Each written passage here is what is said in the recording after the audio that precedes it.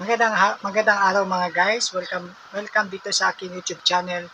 Mga guys, mga idol, huwag niyo kakalimutan po na mag-subscribe dito sa aking YouTube channel. Sa lahat ng mga vlogs ko patungkol sa mga nakakatakot at yung mga pinupuntahan ko mga kinukunan ko mga video at yung mga especially yung mga creepy na talagang grabe na kagaya ng mga napunta kong mga nakaraang taon, mga dating taon.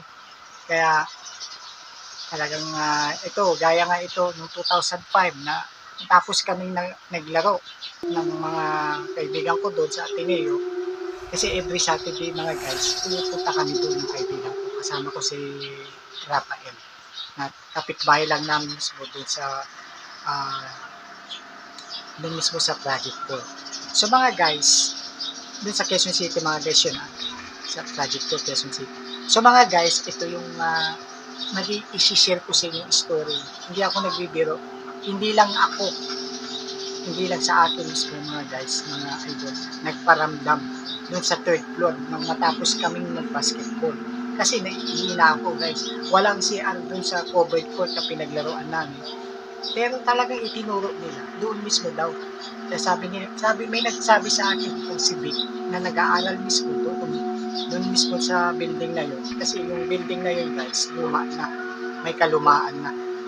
Kaya sabi ko, bakit ako mag-iingat? Ano bang meron doon? Sabi ko sa kanya. Sabi niya, kuya, may nagpaparamdam. Pero ewan ko lang, kasi ngayon maaga pa.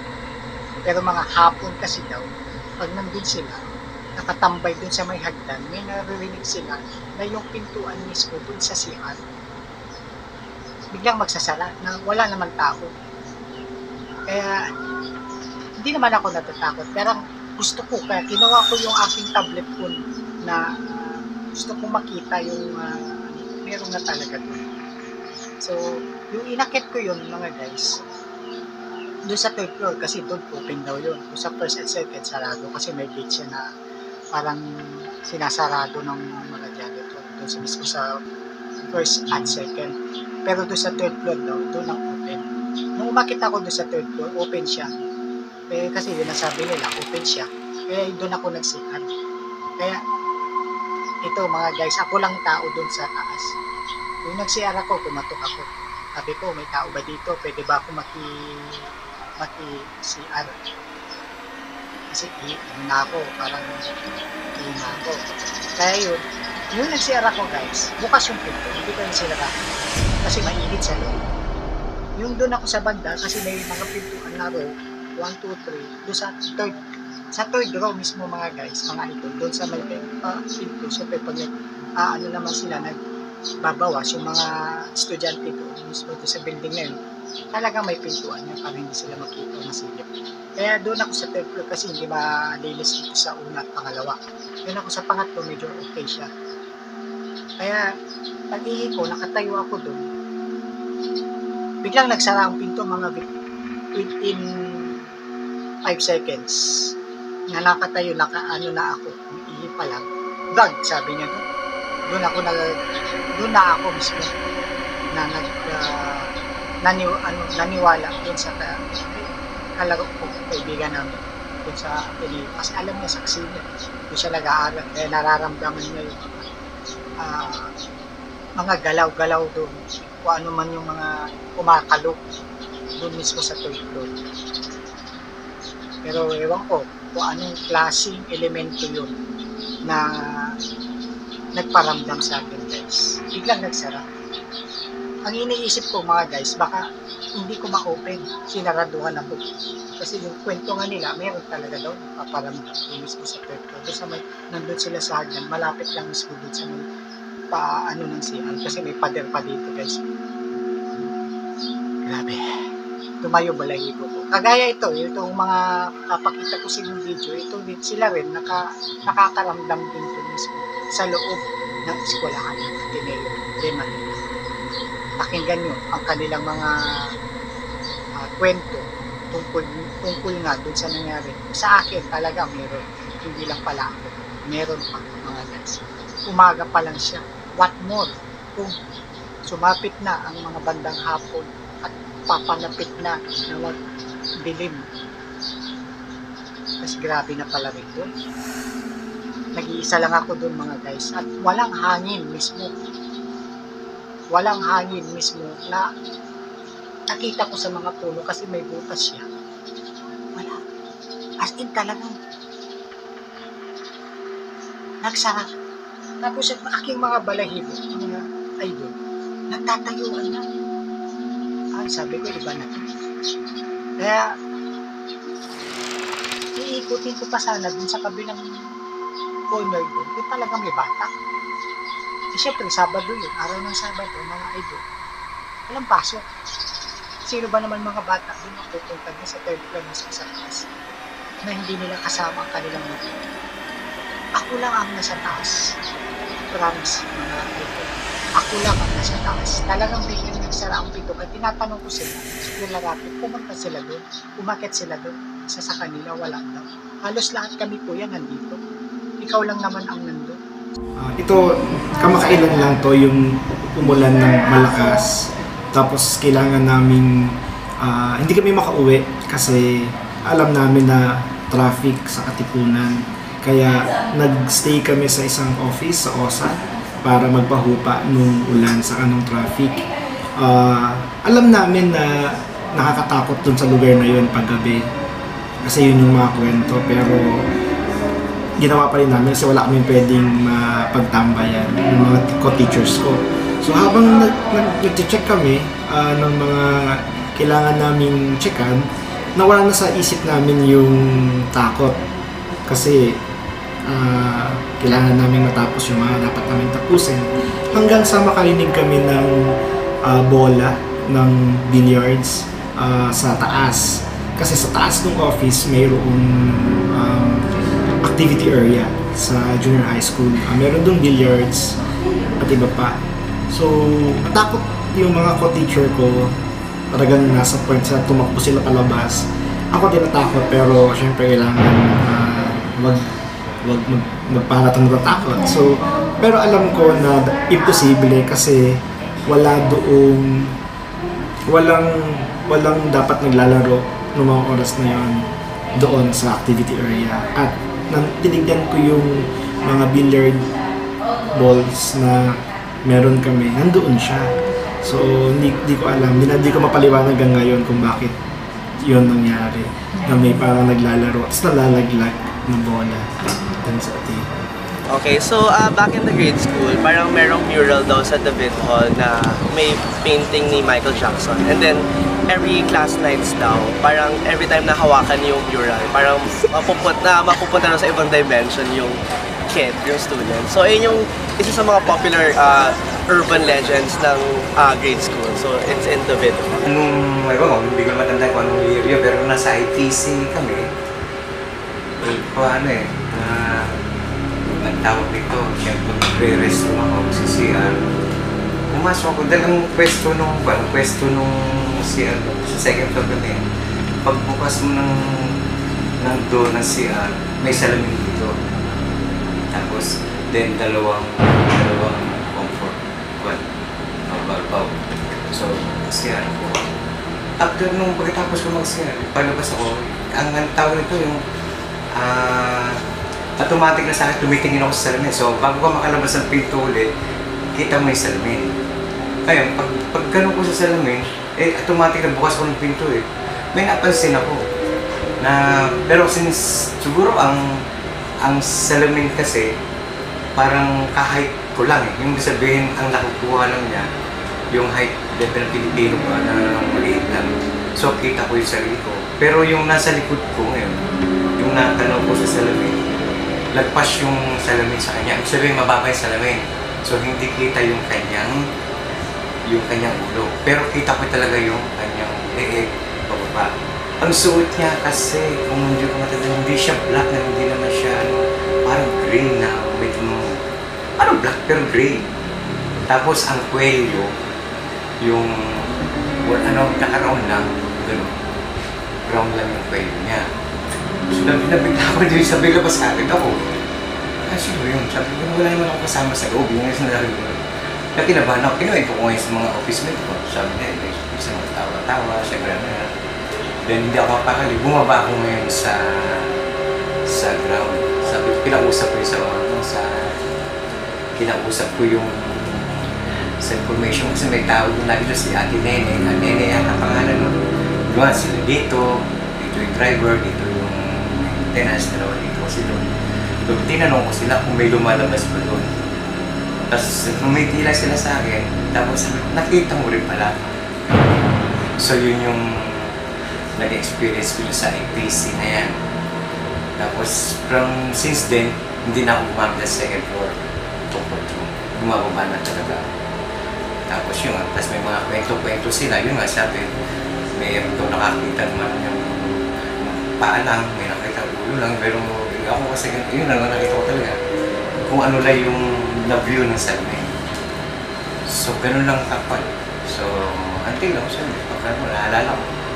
Hindi na nangingiti ako, pero nininervous na ako. Until na, kung napupunta ako kila Juliet, yung isang kasamahan namin na doon rin na sila ngayon sa office. Yung pag napupunta ako doon, hindi ako umakit sa iyo. Parang dito lang ako nagsisiya pag dito lang mahabot ako doon. Doon ako sa first floor lang. Ayoko na sa second floor lang. Sumunod ako,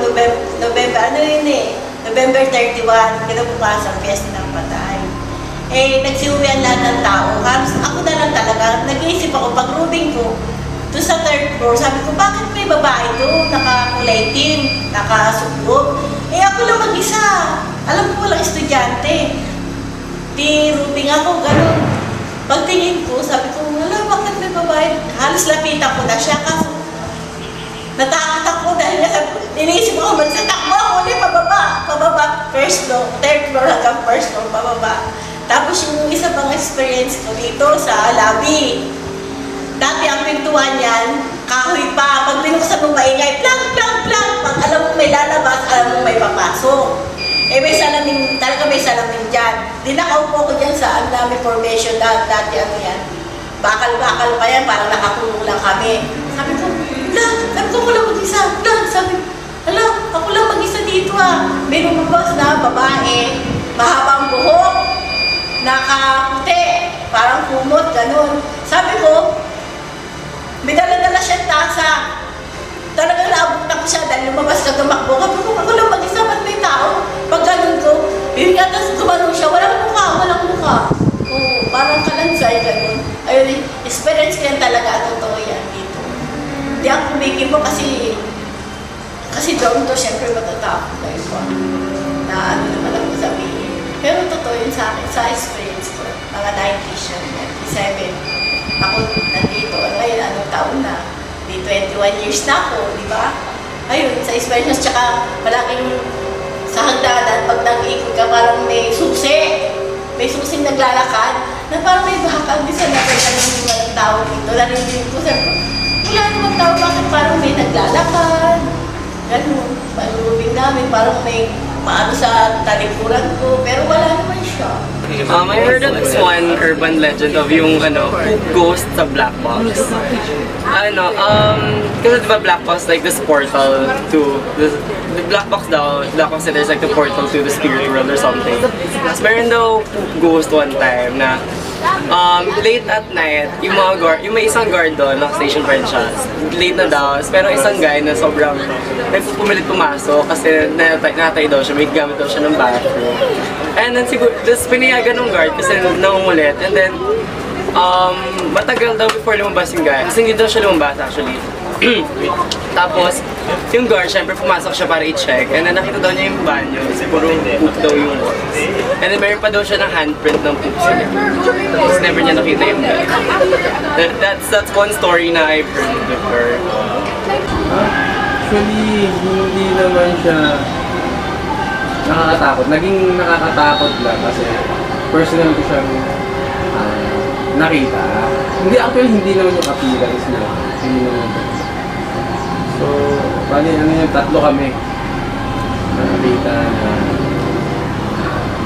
na umaga pa yun, mga 9 something.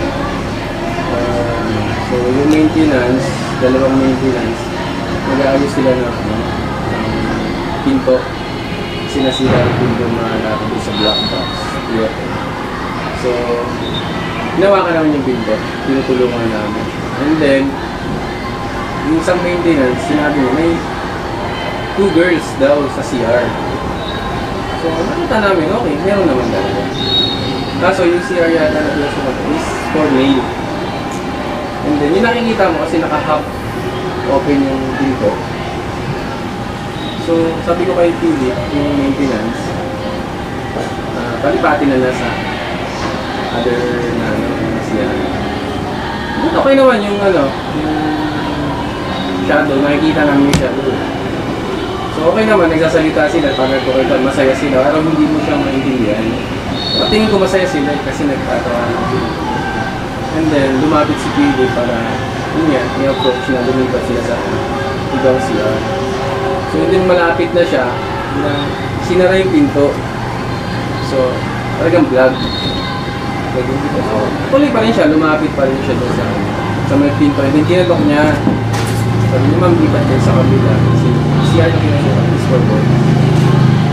And then, yun na. Pagbukas niya, wala naman tao. Kasi inopen niya talaga yung pinto.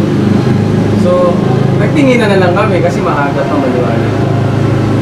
So, nagtingin na lang kami na, sabi ko, hindi lang ako nakakita, hindi lang ikaw nakakita. So, inano lang namin na walang nangyari. So, tinuloy namin yung ginagawa.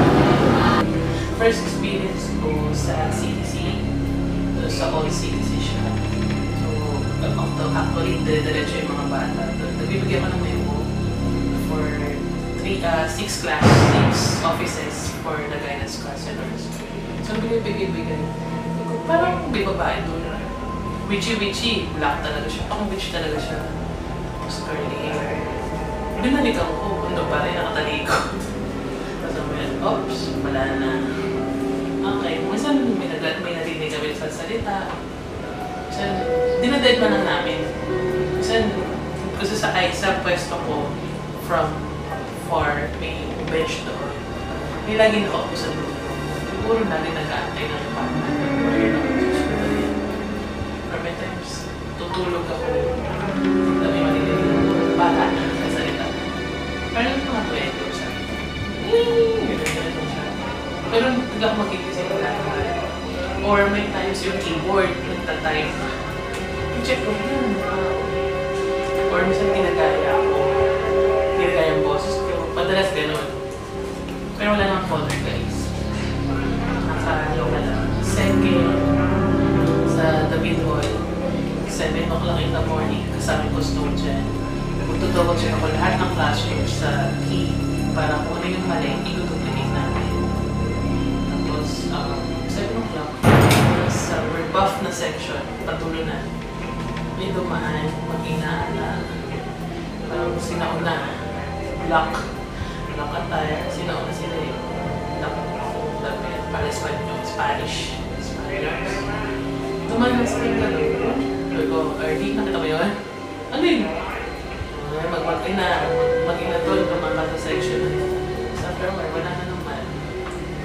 Yun lang yung mga, marami pang scariest